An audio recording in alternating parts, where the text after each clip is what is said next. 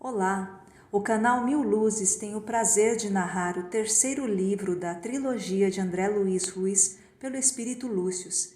Este livro falará sobre o período de transição da Terra, que deixará de ser um planeta de provas e expiações e por isso não poderá mais abrigar espíritos que não desejem o crescimento espiritual. No capítulo 3, Alberto volta do lar espírita esperançoso de compartilhar seus aprendizados. Porém, encontra-se em casa sem ninguém para dividir seus pensamentos. Foi até o quarto e encontrou sua esposa, que fingiu despertar naquele momento. Inspirado pelos mentores que o acompanhavam, eles começaram a conversar sobre os aprendizados de Alberto, mesmo contra a vontade de Leda, que foi dormir contrariada com aqueles assuntos. Lembre-se de deixar o seu like e se inscreva no canal. A saída do corpo da esposa de Alberto foi muito interessante.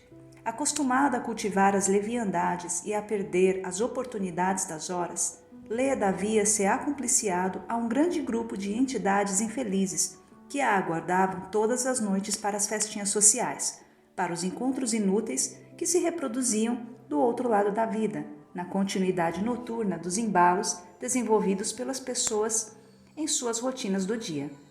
Jerônimo, que a assessorava diretamente sem que fosse por ela identificado, vislumbrava seu triste estado vibratório, sem nenhum sentido de repulso ou reprimenda.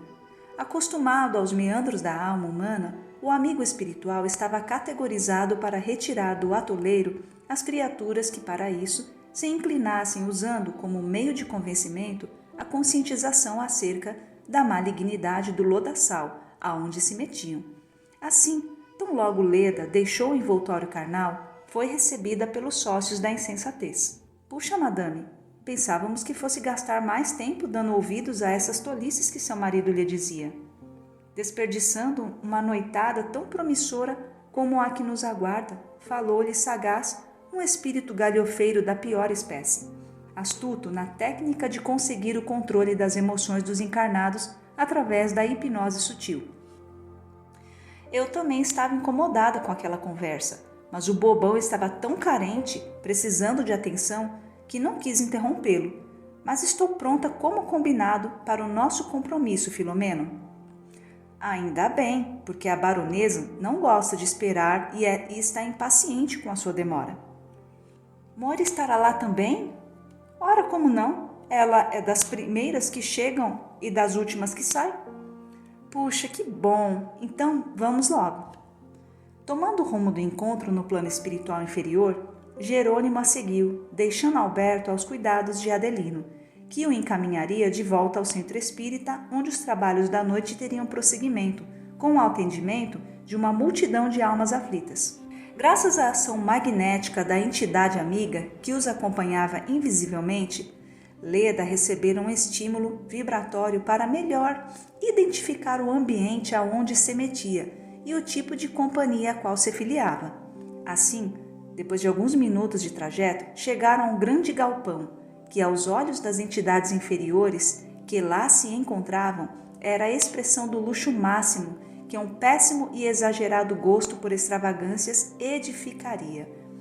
Grupinhos de todos os tipos, com vestes esdrúxulas e ridículas, a destacar-lhes os defeitos morais, podiam ser vistos por todo o salão. Aquilo era a continuidade das reuniões sociais da casa humana, com a diferença de que, se na vida física as roupas e os perfumes poderiam disfarçar as horrendas aparências da alma, ali as coisas eram bem diferentes. Aos olhares de qualquer entidade mais evoluída, aquilo era o verdadeiro circo dos horrores, espécie de sanatório, onde os doentes viviam seus personagens imaginários, cada qual procurando trajar-se para igualar-se ou imitar os que admiravam ou pensavam ser. Até aquela data, vitimada pela hipnose das entidades negativas que a controlavam, Leda não havia notado nada de anormal. Entretanto, na presente excursão noturna, a lucidez faria toda a diferença. Ao chegarem, a esposa de Alberto perguntou a Filomeno: Mas, meu amigo, que pardieiro é este em que você me traz hoje? Ora, como assim? Todas as noites temos vindo para cá e a madame sempre desfrutou até se esgotar? Mas é que, pelo que parece, hoje deixaram entrar a ralé. Não, madame, hoje estamos todos os de sempre. Não me diga, falou Leda, horrorizada. Todas as noites o negócio é desse jeito? E por que seria diferente? Olha, lá está a baronesa. Não está linda? Ao falar, Filomeno apontou para o outro lado do salão, onde uma entidade avantajada se sobressaía ao olhar dos que a circundavam. Vamos até lá, disse o condutor, puxando o braço de Leda.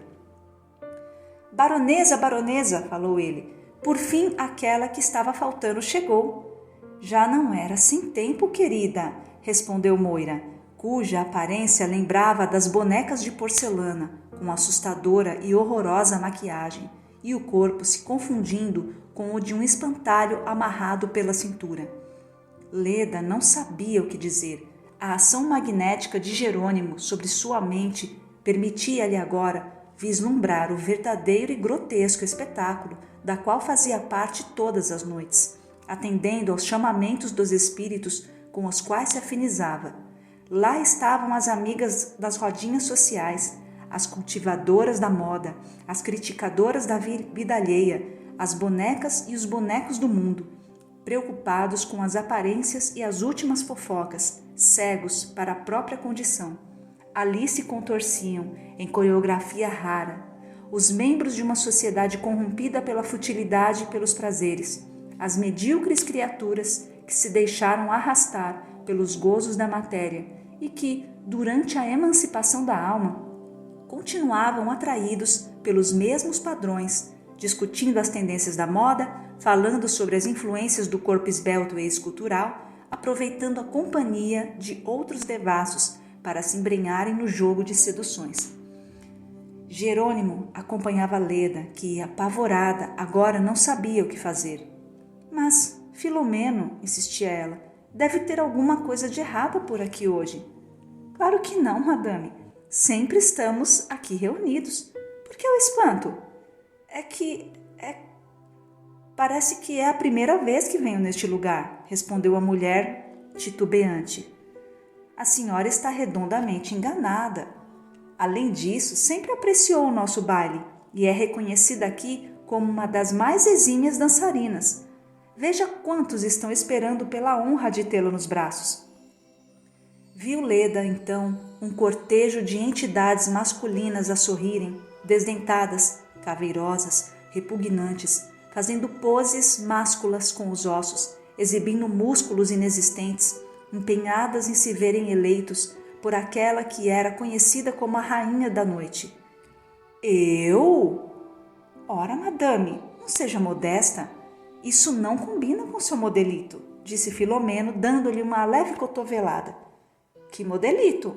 Perguntou Leda, cada vez mais desesperada. Essa aí que a senhora está usando, horas. Como se fazer de modesta com uma roupa que contraria seu discurso de humildade e discrição? Vocês, mulheres defuntas ou não defuntas, sempre se fazendo de desentendidas. Leda nem suspeitava como é que estava vestida.